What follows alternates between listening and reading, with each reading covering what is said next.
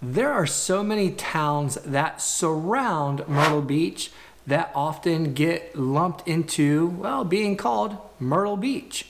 As a matter of fact, towns like Socastee, Forest Brook, and Carolina Forest actually have a Myrtle Beach address.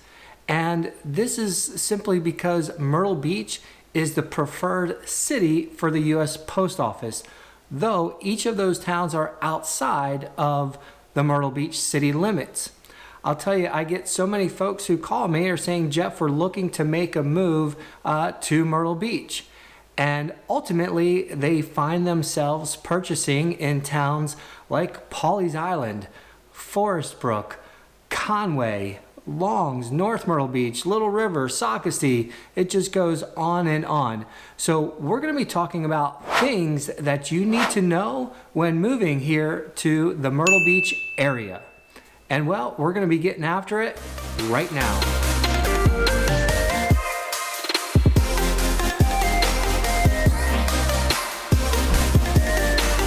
Hey YouTube family, I'm Jeff Buehler with Living in Myrtle Beach. If this is your first time to this channel and you want to learn everything there is to know about living, working, playing, and well, simply living that beach lifestyle, well then you've come to the right place. Go ahead, hit the subscribe button, tap the little bell. This way you're notified on all things living in Myrtle Beach. Today, we're going to be talking about things that you need to know when making a move here to Myrtle Beach, or well, the Myrtle Beach area. Let's first talk about Horry County. You heard that right. It is HORRY, not HORRY. So Horry County is spelled H-O-R-R-Y. So we want to drop the H and pronounce it as Horry. This is probably the first biggest mistake I see people make when moving to Horry County, is the wrong pronunciation with that. So once you've got that under your belt, it'll help you kind of fit in a little bit more as you're navigating through the Myrtle Beach area. So I want to share with you some things that you're going to want to consider, things that you want to know about as far as the type of properties that are here, and just generally things to consider when making a move and purchasing a home. Now, before we get started, I do first have to give a huge shout out to all the amazing people that we have been able to successfully help make a move here. That's right, I'm talking to you and you and you and you. So if you too are wanting to make a smooth move here to the beach, whether it's in 9 days or 90 days, well, simply give us a call, shoot us a text, send us an email. Better yet, schedule a Zoom call. We'd love to meet you. Okay, so let's get into it. Things you need to consider when moving here to the Myrtle Beach area. Well, especially if you're buying or building a home here, is to know that the majority of all of our homes are built on concrete slab foundation. So sorry, no basements. Where I grew up, we had a basement, and as kids, we absolutely loved it. It was an area that our parents could just send us down into. We could roughhouse, and our parents, of course, could have a little peace and quiet upstairs. So here, though, you're just simply not going to find a home with a basement.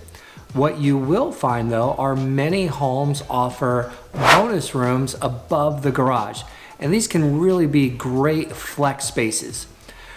Even if you don't need that flex space as like a livable space to, maybe throw the kids up or have an office, it can also be a great replacement for an attic or storage space. Because also know that a lot of the homes here, single-story homes, the attic space, you have to go into the garage, and then you have one of those pull-down type, the ladders to the attic.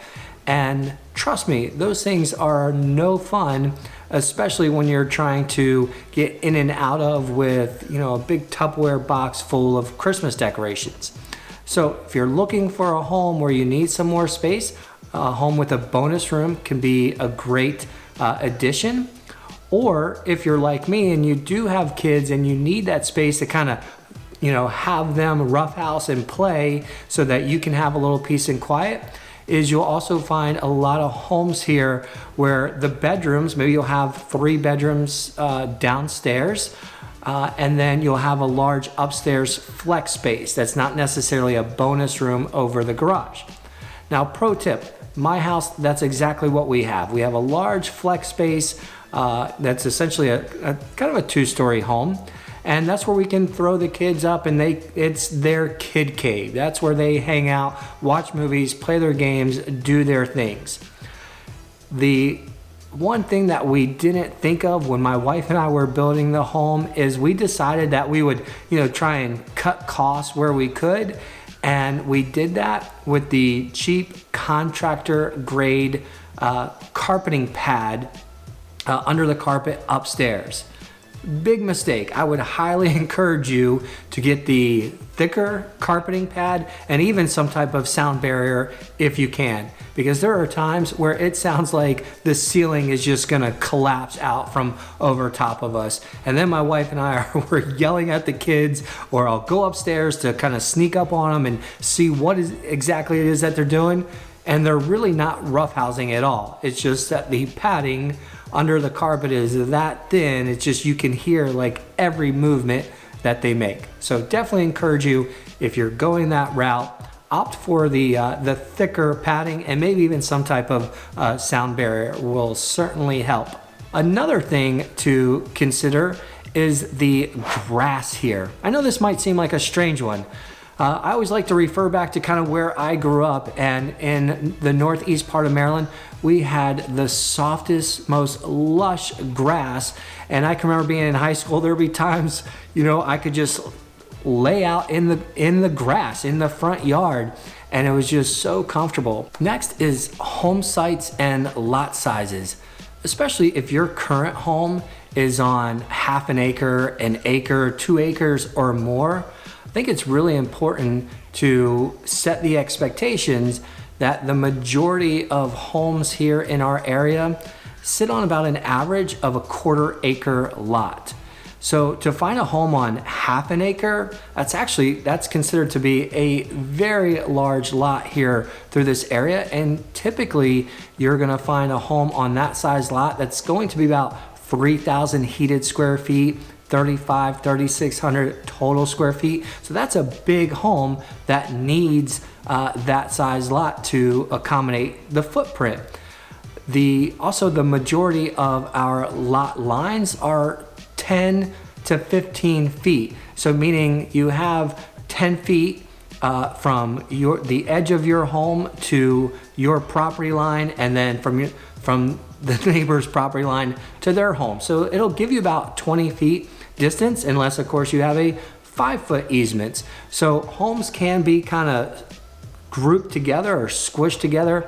And again, I think you're really gonna find on average that homes sit right at about a 1/4 acre throughout our entire area. Next are garages here in the Myrtle Beach area.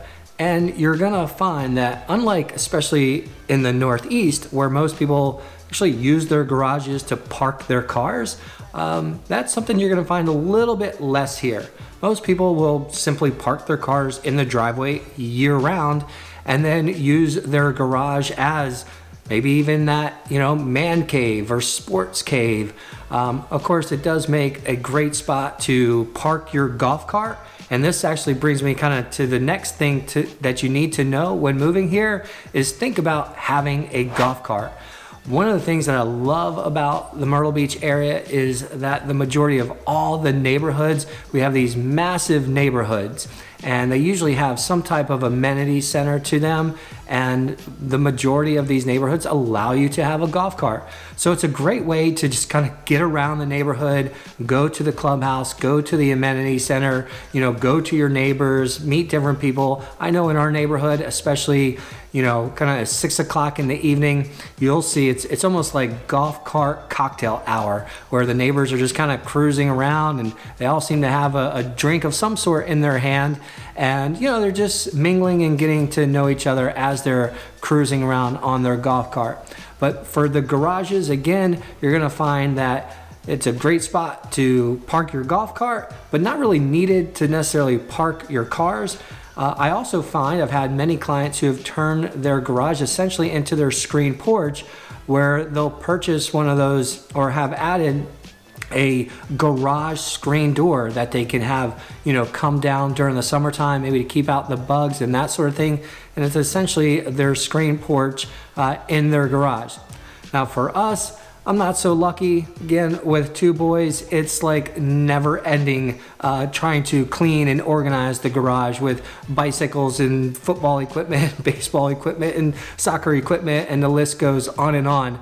And it's always a constant battle. So my garage really is kind of the catch-all, dump-all things. So that's how it goes around the Buehler household. And the last thing to know when moving here to the Myrtle Beach area, especially if you're moving here with the family, with the kiddos, and they're of school age, is knowing our school calendar.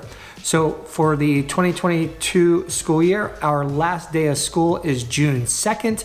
And then as we go back to school for the 2022-23 school year, the first day back to school is August 15th. I know those dates are a little bit different, especially in comparison to the Northeast, where my brother is still at, and his kids, I know that they'll actually get out of school a little bit later, and then they don't go back to school until after Labor Day in September. Not the case here. We do tend to get out a little bit earlier. Again, last day of school, June 2nd, and then we'll go back August 15th. So if you're making that move here to the Myrtle Beach area, and timing as far as going back to school with the kids is going to be important, certainly something that you need to know. I will have a link to the Horry County Schools calendar in the description below. Now, of course, we also generally have longer Thanksgiving breaks and Christmas breaks. Gosh, our Christmas break is a little bit more than 2 weeks when you include the weekends, which is fantastic. Of course, we don't have to make up snow days, though with Zoom and everything now, I don't know that there are snow days any longer for these kids. I kind of feel bad for them. That was something I always look forward to as a kid. So if there's anything else that you want to know, need to know, go ahead, leave a comment in the description below. We'll be glad to answer them for you. Otherwise, give us a call, shoot us a text, send us an email. And until next time, I look forward to seeing you at the beach.